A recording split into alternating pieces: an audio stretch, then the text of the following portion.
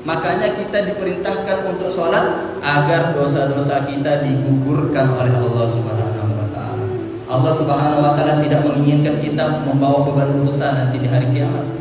Maka Nabi kita Nabi Muhammad sallallahu alaihi wasallam bersabda, "Ara'aitum law anna naharan bi babi ahadikum yagtasilu minhu kulla yawm 5 marrat hal yabqa min daranihi syai'?" Qala la yabqa min daranihi syai'. Faqala fakadzalika mathalus salawatil khams yamhullahu bihinnal khataya. Nabi Muhammad sallallahu alaihi wasallam berkata kepada para sahabatnya, "Bagaimana pendapat kalian? Sahabatku, bagaimana menurutmu kalau ada sungai yang deras, sungai yang jernih airnya di depan rumahmu, kemudian kamu mandi di sungai yang jernih tersebut 5 kali kamu mandi di situ.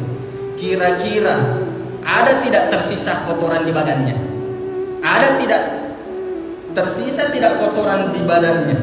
Maka para sahabat mengatakan, "La yabqa min daranihi syai'." Tentunya tidak tersisa kotoran dari badannya.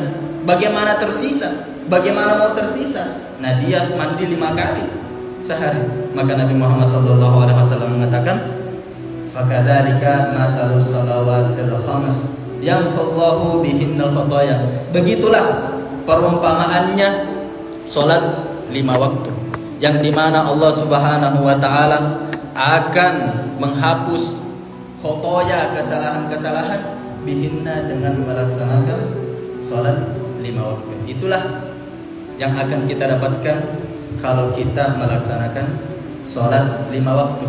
Nabi kita Nabi Muhammad sallallahu alaihi wasallam juga di hadis yang lain beliau mengatakan, "Ala adullukum?" Mau aku kasih tahu? Nabi Muhammad, maukah aku kasih tahu? "Ala ma yarfa bihi darajat." Suatu amalan yang jika kalian mengamalkannya Allah akan meninggikan derajatmu di surga. Wa yamhu bihi sayyi'at, dan Allah Subhanahu wa taala akan melebur kesalahan-kesalahan Anda. Maka para sahabat mengatakan, "Bala ya Rasulullah, tentu kami mau." Kalau dia beriman, pasti dia mau. Ya, sebagaimana orang pecinta dunia. Kalau dikatakan kepada pecinta dunia, mau 1 miliar, mau 10 miliar, pasti bilang mau. Tapi kalau orang beriman, mau tidak ditinggikan derajatnya, mau tidak diampuni kesalahannya, pasti dia mengatakan mau banget. Pencari akhirat seperti itu. Pencari dunia ketika ditawari mau 1 M, mau 2 M, pasti bilang mau.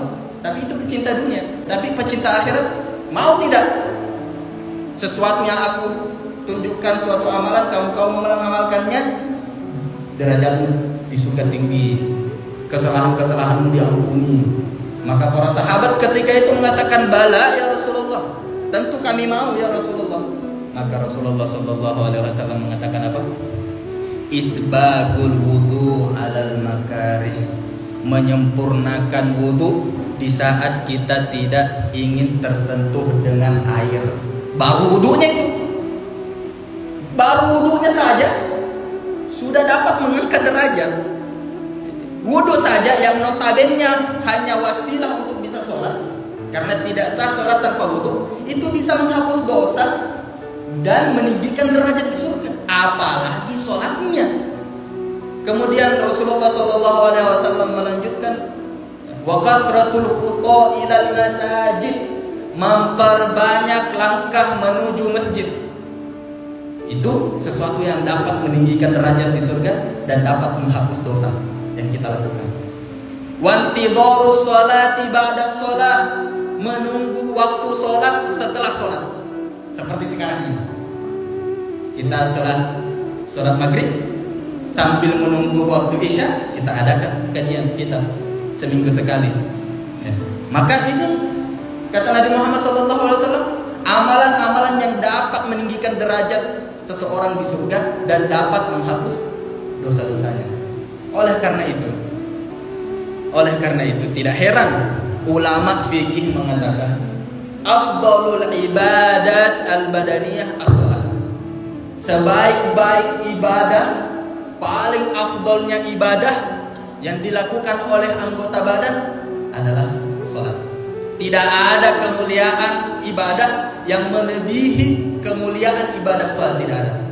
Bahkan nakalai sholat, sholat itu nakalai kemuliaan puasa, nakalai kemuliaan zakat, nakalai kemuliaannya haji. Bahkan tidak ada satu ibadah pun yang mengungguli kemuliaan ibadah sholat. Oleh karena itu Allah Subhanahu wa ta'ala mewajibkan sholat 5 waktu tidak melalui malaikat Jibril. Kalau ibadah puasa kewajibannya melalui ayat yang disampaikan oleh malaikat Jibril. Begitu juga zakat kewajibannya melalui malaikat Jibril, diturunkan ayat. Begitu juga zakat. Tapi ibadah sholat Nabi Muhammad langsung sendiri yang dipanggil oleh Allah Subhanahu wa ta'ala untuk menerima kewajiban sholat 5 waktu pada saat Isra dan Mi'raj. Ketika itu Nabi Muhammad sallallahu alaihi wasallam ke Arsy, ke Sidratil Muntaha, bahkan ke suatu tempat yang malaikat Jibril pun tidak bisa tembus ke tempat tersebut. Hanya Nabi Muhammad sallallahu alaihi wasallam yang menembus ke tempat tersebut di saat menerima kewajiban sholat 5 waktu. Maka di saat itu Nabi Muhammad sallallahu alaihi wasallam berkata kepada malaikat Jibril, "Ayatruku khalilun khalilah?" Apakah seorang kekasih meninggalkan kekasihnya setelah perjalanan jauh dari kota Makkah, kemudian diperjalankan ke Baitul Maqdis, setelah ke Baitul Maqdis ke Turisina, kemudian ke Baitul Laham, kemudian naik ke langit pertama, naik ke langit kedua, ketiga, keempat, sampai ke-7, sampai ke Arsy, sampai ke Sidratul Muntaha. Sampai di situ Nabi Muhammad SAW ketika hendak melanjutkan perjalanan, malaikat Jibril tidak ikut bersamanya. Maka disitulah Nabi Muhammad SAW mengatakan, "Ayatruku khalilun khalilah." Sudah perjalanan sejauh ini mau tinggalkan Jibril. Jauh tamu ini dari bumi, dari Mekah sampai saat ini. Apa Nabi bilang malaikat Jibril? Melangkah satu langkah ini, hanguskah, hancurkah ini maqam Anda, ini kedudukan Anda. Likullin maqam. Ini kedudukan Anda. Malaikat tidak ada yang tembus dari tempat ini. Itulah kemuliaan Nabi Muhammad sallallahu alaihi wasallam yang notabene paling afdolnya para nabi, paling utamanya para rasul. Bahkan Nabi Muhammad lebih mulia daripada malaikat, bahkan lebih mulia daripada malaikat Jibril langsung. Karena malaikat Jibril tidak bisa melewati tempat tersebut. Nabi Muhammad SAW, disitulah Nabi Muhammad berjumpa langsung dengan Allah Subhanahu wa ta'ala dan menerima kewajiban sholat 50 waktu dulu.